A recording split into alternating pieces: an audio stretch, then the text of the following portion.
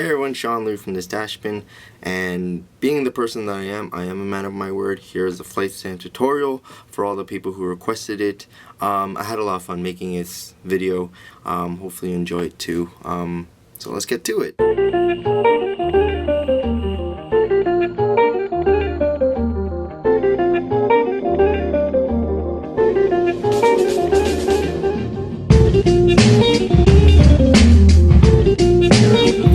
Flight stands that I use, the largest one, the medium-sized one, and the smallest one. And these were the original ones that I started off with. As you can see, I bent it a lot different back then. And here's another one. I don't use these as much. I only use these because whenever I run out of these ones, and yeah, these are the ones I started off with. So I'll keep these. These still work. They're just not clear like the silver. You know, they have the paint on it. And then I just tuck all my flight stands in the corner of my desk. They're available for any time I want to use them. And then here are the ones that I made before, prior to using the silver metal. And then here are more flight stands just ready to be used whenever. So that's pretty much it. So here I am using a flight stand as shown. It's right there. And I'm pegging it right inside the tire. And this is the perfect way of using props to make it look like they're flying or being thrown in the air. And here's another flight stand. This one is which one is this? This is the smallest one that I use. And how I use the small ones is pretty much to help my figures or my characters look like they're running. So here's another way I use it is Spider-Man. You know, Spider-Man's very agile, so I put him here. Now with the way that I used it though is I put it under his arm. And the thing is, it won't hold, so I put a rubber band and I use a bit of like, kind of tied it in there so it holds it properly, you know? So that's one way you use it. Just kind of just tuck it in there, find the sweet spot, making sure it's balanced, and then pretty much I tied the elastic band around to keep it balanced. And he's also balancing off his hand, Mysterio's hand. Mysterio's not using a flight stand, he's just using his cape. Here's another one, Craven. I put it right under his jacket. And this is the medium-sized flight stand as mentioned earlier, and it's helping him look like he's running, so he's in the air a bit. Another flight stand you can see here is what's it say, Sandman. As you can see, the flight stand is not really in him, but it's just keeping him balanced to have this dynamic pose, keep his legs open, spread open.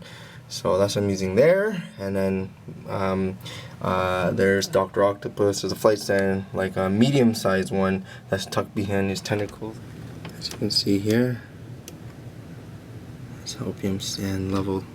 Medium-sized flight stand in Crossbones' shoulder. Just keeping him standing balanced, you know, just keeping him up. And then I have Bucky, which is kind of jumping on the side, using the same size flight stand, but I tucked it right in his, right in the hip, actually, right there, right in the hip. So give it that nice. And it looks good because you can't really, because it's like metal and it's very thin, it kind of goes unnoticed when you see the display itself. Here's some more stuff. Magic based character, the Spectre. Just levitating some stuff. Some debris in front of the Justice League. The three are just kind of watching him. So, you know, just gotta find places to put the figures, or the props in this case, and just stab them in. Makes an awesome display if you get in the right angle. Right there, see? This is an awesome figure. The flight stand for Bucky, his sweet spot is right in between the cracks of his leg, his hip, like many. And I just have him right there. Putting the beat down on Crossbones. So here's the look. Let's get a pan out shot.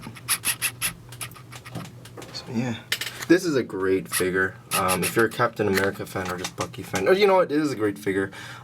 Just all in all, and it's crazy that knowing that this is a peg warmer.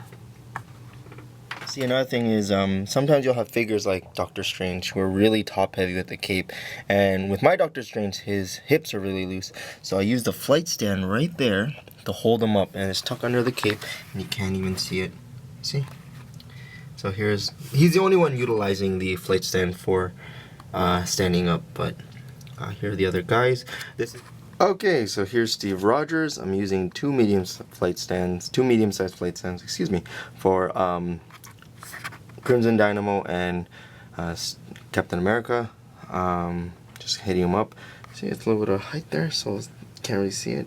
So, kind of flying. Here. And then for this one, here's a little tip for people who want to use flying characters and they don't have a cape. What I'll do is I'll just tuck it into that one little elbow joint, a little crease in there, and give them like a flying sideways pose. It works. You know, you just gotta get creative. If I didn't put it there, I'd probably use the belt, or I would kind of like, if you look over here at the back, if you arch it enough, you'll get that little crack right here, around there. And you can probably put the flight stand there. Another one is Deadpool. He's an agile character. He's jumping around and stuff. So right now I just put the flight stand tip right into the belt, and it gives him that jumping dynamic pose. And that's it. And then here we have Giant Man. I'm using two flight stands, one tucked in his elbow and one tucked under his knee. And then there's obviously Janet the Wasp. Just got one tucked right under her wing. Now, this is a pretty big bath figure. It's pretty giant, if you will, but the bigger the bath, the harder they'll fall. So I have two supporting it right now. If it were to fall, it's centered to fall this direction, so it would fall over the shelf, but I'm not gonna keep up there for a while. But I've had this pose for him in a while, and a couple of other displays, and he never really fell. He's pretty sturdy. So, but yeah, it's just, you just gotta find the right places to put it, you know. With her, she's a little bit harder because, you know, you need a little bit of like weight against the leg and weight inside the wing, the wings or whatever. But it's just practice, really. Just have fun with it. And the tires here that I use are not necessarily balancing it, keeping it firmly down, as much as just covering the base. So just want to point that out.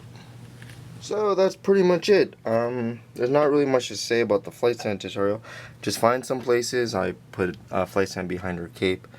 Just find places on the figure and just have fun with that. Practice, and you know, not really much to say. Thanks for watching. Thanks for liking the video if you did. Thanks for commenting if you put negative. Thanks for watching the video, and yeah, keep up. I'll do another video. My StashBin updates. I'm working on that after this, and I guess I'll just end the video off with a bunch of photos with flight stands. Thanks for watching. Ciao from TheStashBin. Peace.